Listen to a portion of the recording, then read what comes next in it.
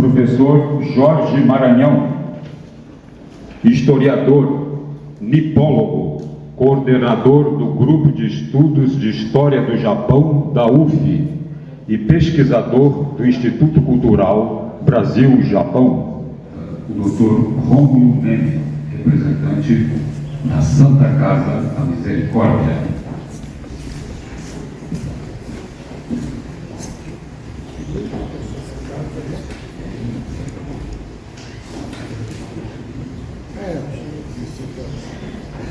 Teremos agora as considerações sobre o tema com o professor Jorge Maranhão.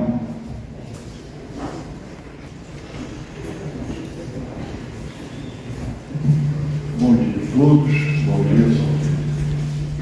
Eu então mudei aqui meus planos e vou apresentar uma visão que eu tenho muito singular do Brasil e que nós estamos pagando desde o golpe de 1889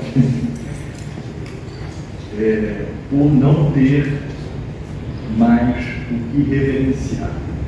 Na verdade, nós não temos mais, perdemos os valores, a tradição que o professor Edgar faz nos seus trabalhos, nos seus livros de história, fazer a interseção da história do Brasil com a filosofia moral.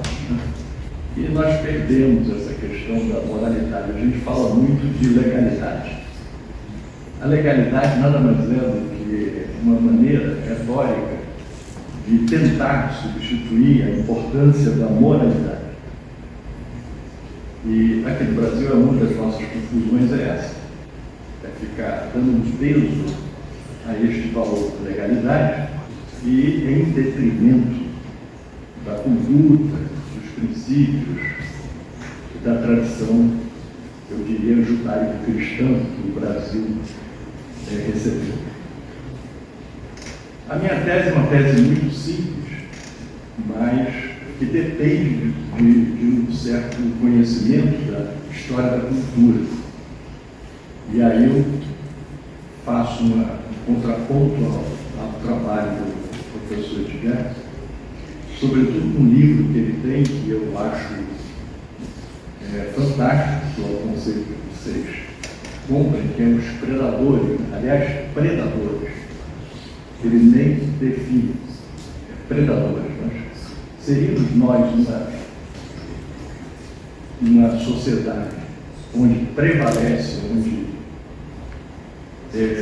a esperteza, a malandragem, a quebra dos princípios morais acabaram por vencer o que estava se edificando com o trabalho dos jesuítas, com o trabalho da monarquia brasileira. Essa questão que me inquieta. Só que a minha maneira de explicar isso não é propriamente sobre a questão histórica ou moral, mas cultural. O que era Portugal e o Brasil, consequência, na tradição cultural europeia. E eu fico, num dado momento da minha vida, eu tive um insight sobre uma visão da cultura, que é a cultura barroca, que nós não entendemos bem. No entanto, a Constituição cidadã nada mais é do que uma metáfora barroca de uma falta de Constituição, que talvez tivesse, eu não sou jurista, mas o professor Edgar tentou aqui dizer que na Constituição de 24 ela era munida de um sentido exato de cidadania. E a Constituição de 88, dita cidadã, ela prega uma cidadania que é absolutamente falsa. É uma farsa. Não se trata efetivamente de cidadania. Eu me dediquei a minha vida inteira no Instituto de Cidadania e fiz pesquisas e pesquisas, por isso que eu cheguei ao barroco. O barroco tem a ver com cidadania. Pois nós vivemos dito e cantado pelos intérpretes brasileiros exatamente essa enganação, que seria um caráter desde Macunaíma a Jeca Tatu, os grandes obras de interpretação de Gilberto Freire, do Sérgio Lopes de Holanda e do professor Edgar Campos, que vem nessa linha, legando esse livro que eu acho interessante. Né? E por que, sob o ponto de vista cultural, isso ocorre? Porque isso é a essência do barroco. Não o barroco enquanto manifestação estética ou artística. Eu não estou falando aqui de Caravaggio, de Bellini, não estou falando da pintura italiana, eu estou falando de como ela transborda a área, o espaço da realização pictórica ou da arquitetura. Por exemplo, a escola austríaca define como caráter da pintura barroca o chiaro escuro. Mas isso é um detalhe. Eu diria que a essência do barroco é a voluta, que está melhor expressa na arquitetura e na escultura. E o que é a voluta? É símbolo de quê? É a confusão. Porque começa, mas não se sabe bem aonde, nem para onde vai. A voluta é aquilo que, se você começa a desenhar da esquerda para a direita, e se seguir este desenho circular, você necessariamente vai ter que chegar da direita para a esquerda. Então, é um império, é a representação simbólica do império do relativismo, ou seja, da quebra dos valores morais. É isso que caracteriza o barroco. Por outro lado, o barroco também não é uma oposição, é um unir, coisa que a família real brasileira, Dom Pedro II, que é o maior estadista brasileiro, mas que dentro da minha maneira de ver, apesar dele, ele acabou sendo envolvido num golpe de Estado e ele não respondeu de maneira iluminista, coisa que ele foi a vida inteira. Ele pregou a razoabilidade, a prudência, o equilíbrio, aquilo que caracteriza a Renascença. E, no entanto, no momento H, dizem, o que eu mais queria na minha vida é ter ouvido da boca dele que ele realmente aceitaria um banimento, que é fechatório, que na verdade o que deveria ter havido era uma expatriação, alguma coisa como, né, o exílio, com todas as honras que ele merecia por ter sido o chefe de Estado. Mas, no entanto, ele é banido e vejam o sentido moral dos positivistas. Ficaram com medo na última hora, já veio uma revolta e baniram a família real durante a madrugada. Acordaram a família para colocar dentro de um. Isso é uma confissão de um pecado, de uma vergonha, de que desde o início a República vai caracterizar a República. Hoje que se fala de golpe, qual é o ancestral de todos esses golpes que foram a sucessão da história da República, se não este golpe original? Então, nesse livro, que tem ali, se vocês tiverem interesse, eu procuro dar uma contribuição a essa grande tradição de interpretação do Brasil, incluindo o professor Edgar, viu, Edgar, me surpreendeu demais esse livro, eu achei que fiz até um comentário, coloquei na minha página das redes sociais, para vocês depois darem uma olhada. O que caracteriza efetivamente o barroco? O barroco é um movimento que transborda das suas áreas de expressão. Transborda na pintura, transborda na arquitetura, transborda e sobretudo na literatura. E quando ele sai da Itália com pintura, chega na Espanha, ele já é literatura dramática espanhola, onde a farsa não é apenas uma questão de enganar sob o ponto de vista moral. A farsa é fazer com que você entenda que aquilo que parece que é real pode não ser, pode ser uma imaginação, e aquilo que é imaginário pode ser real. E isto é o império do relativismo, que é a moda na cultura europeia desde a decretação, né, da morte de Deus, da quebra muita reverência pelas instituições da tradição judaico-cristã. A partir daí, da modernidade, no advento da modernidade, nós perdemos o rumo, perdemos os valores. Né? Os valores ficaram coisas como coisas do passado. Isso tudo é coisa desses símbolos todos. Por exemplo, a bandeira da República. Todo mundo sabe que a bandeira da República é uma farsa. Ela parte do princípio que as cores institucionais de Bragança e Habsburgo são. Na verdade, é uma retórica. Nós somos o país das verdes matas e do ouro. Isso é metáfora. Mas, por isso que eu digo que o importante para destorcer o Brasil, não distorcer, nós já estamos prenhes de torções.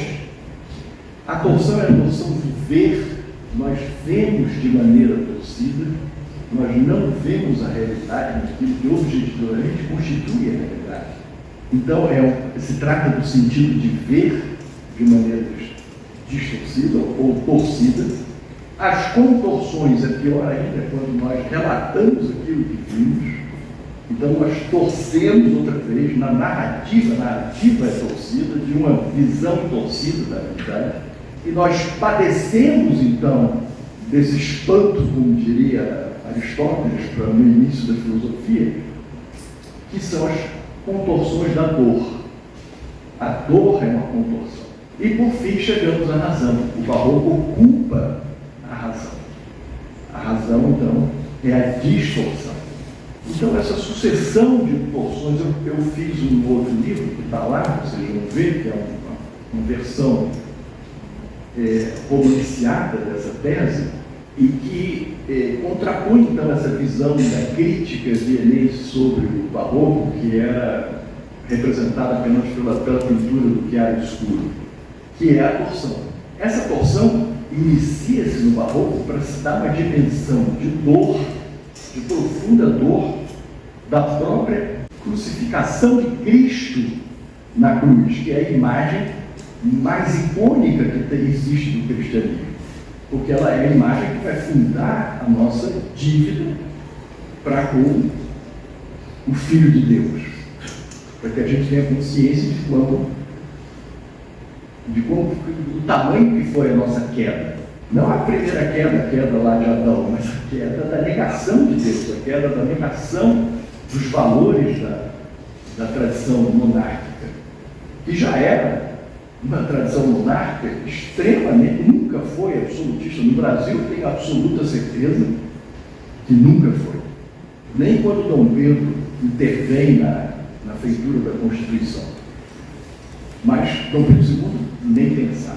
Então se trata de torção, quando a imagem de Cristo começa a ser representada não de maneira frontal, como era toda a representação imagística que vem da Idade Média, mas torcida de dor, quando todos os troncos das representações dos seres humanos, dos santos, são torcidos.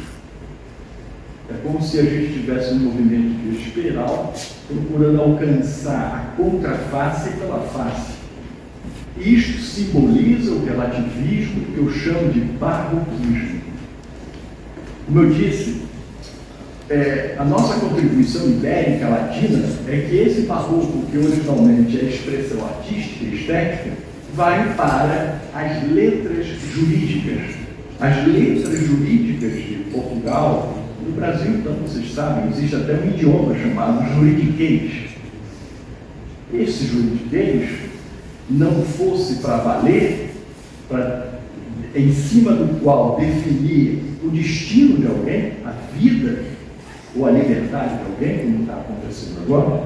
Aliás, o que nós vemos agora, a partir da Constituição Cidadã, é uma distorção completa do que é uma Constituição. Eu diria que é uma destituição, com perdão do jeu de mots. Aliás, o jogo de palavras significa um jogo de imagens, que, por sua vez, acaba num jogo de ideias.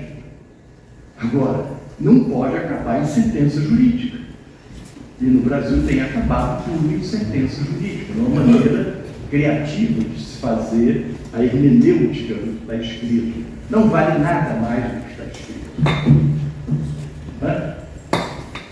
Então, isto é uma visão do transbordamento que chegou na cultura ibérica e, sobretudo, na cultura de Portugal e do Brasil, o que originalmente se tratou até de ser uma crítica ao excesso do iluminismo. Quando o iluminismo quer substituir a razão humana pela caridade cristã, pelo amor de Deus à humanidade, é o fim de todos os valores. E aí, chegando às leis, chegando a constituições totalmente distorcidas ou retorcidas, nós chegamos às rupturas, aos transbordamentos barrocos da própria moral. E aí eu encontro outra vez com o professor Edgar, quando ele analisa a história do Brasil sob o ponto de vista da conduta moral, sobretudo dos brasileiros. Né? Eu só fiquei quando no seu livro, queria só acrescentar que brasileiros têm uma desinência eiro, ao invés de ense, que é o gentio, você sabe muito bem, que é explorar, aquele que explora, é o explorador. Né? E acabamos, em detrimento dos Brasis, optando por sermos brasileiros, e não brasilienses, que deveria ser o gentio. Então, isso no Brasil é um fato concreto. Nós transgredimos, temos o documento, temos os acordos, as leis, as decisões, as sentenças, etc., para transgredir.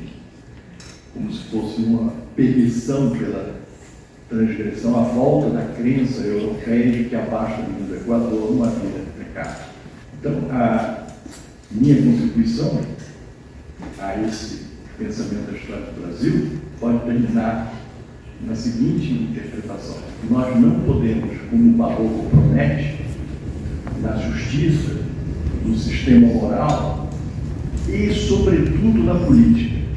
A política no Brasil é um barroquismo fenomenal. Quer dizer, começa que o representante não representa o representado, ele representa o próprio representante.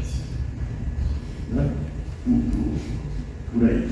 Então, na política, então, não se fala, é uma distorção atrás de distorção, é puro barroco, é puro politiqueiro, é tudo enganação, é tudo farsa dramática espanhola do século XVII, XVIII. Dá vontade de você montar, porque vira piada. A piada, como se diz nas redes, a piada já vem pronta. Cada decisão de um ministro da Suprema Corte é uma piada. Mas voltando, o Barroco quer pegar metáforas, metonias, figuras retóricas e utilizá-las de maneira farsante como conceitos de interpretação da realidade, quando não são apenas expressões da linguagem. Isso está lá na retórica aristotélica e na lógica. É só comparar para que serve uma e para que serve outra. Para que serve o discurso retórico, para que serve o discurso científico, lógico, analítico. E isso é a constituição cultural brasileira.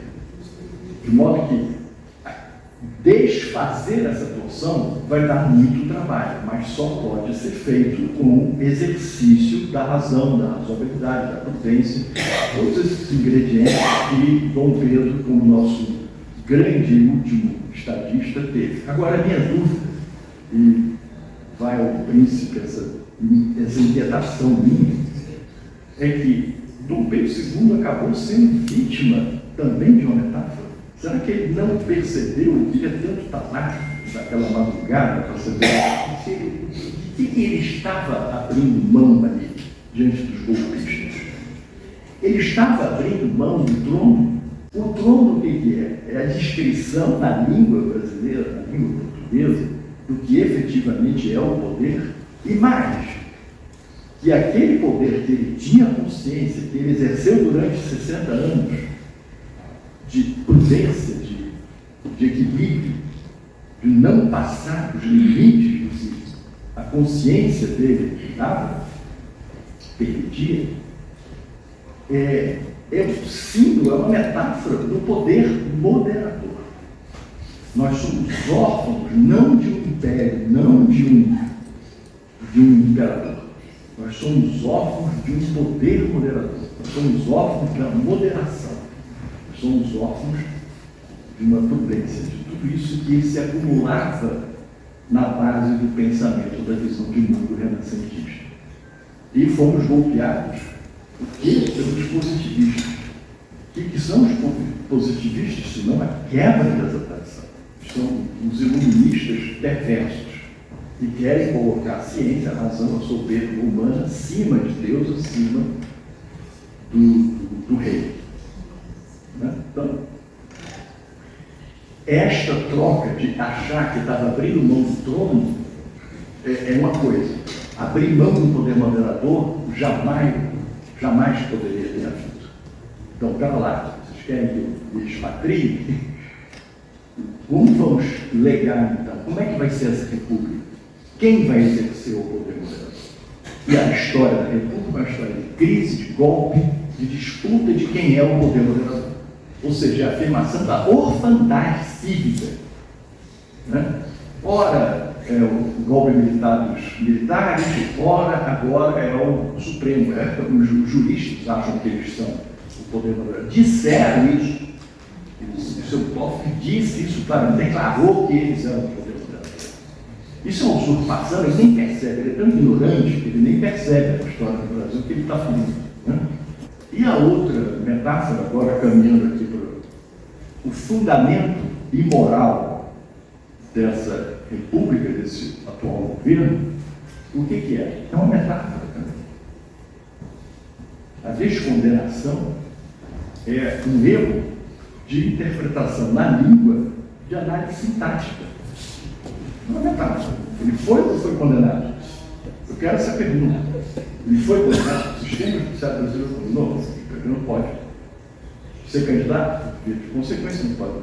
Isso é o que a questão que, né? No entanto, o senhor Fachin não sabe a diferença, não aprendeu, ele nunca teve no Colégio Pedro II, eu tive, então a gente fazia análise sintática, ele não sabe fazer análise sintática. Então, o ex-presidente Lula foi condenado em todas as instâncias sobre pena, tal. Isto é a frase. Pelo Tribunal Federal de Justiça do Brasil. Desde quando o termo essencial pode ser substituído pelo adjunto adverbial, que é um termo acessório? A frase existe, persiste sem o adjunto adverbial. No entanto, o adjunto adverbial não pode existir sem o termo essencial. Então, ele interessa, pode mudar o termo essencial, o fato de ter o erro de Sete, ele ter sido condenado em Curitiba, em Brasília, sei lá. Isso é hermenêutica totalmente barroca, totalmente barroquista, melhor dizendo, que eu tenho maior, não precisa dizer, vocês vivem um momento da arte que eu mais amo, é o barroco. Arte, não sistema de poder, não moralidade, não hermenêutica da justiça. Deveria parar aí. Né? Basta dizer que eu já disse para as minhas filhas, quando eu morrer, eu quero estar ouvindo a Paixão de São Mateus de Sebastião Bach. Né? Para mim, é a expressão maior da arte musical. É isso a minha contribuição. Eu fico por aqui com essa enorme elogio à organização do evento, a reverência que nós tanto precisamos ter por alguns valores, sobretudo os que estão aqui representados pela Sua Alteza, e minha homenagem também ao Edgar, só que eu pensei que ele fosse falar sobre a teoria da cultura, sobre o Brasil, mas ele acabou falando sobre a Constituição, mas a Constituição também é barroca, ela também tem um conceito de cidadania. Voltando ao que foi apelado agora, entendemos cidadania como um fecho interminável de direitos. Só tem direito. O brasileiro se acostumou com isso, depois de 30 anos da Constituição Cidadã, todo mundo acha que cidadania não é. Lamento dizer, a cidadania é, sobretudo, dever cívico e para com a comunidade. Muito obrigado.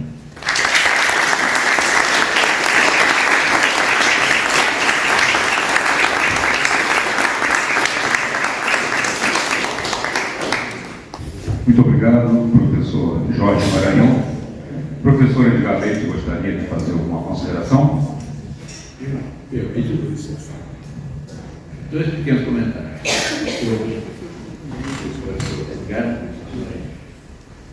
O professor Edgar mostrou muito sobre nossas origens, aquela habilidade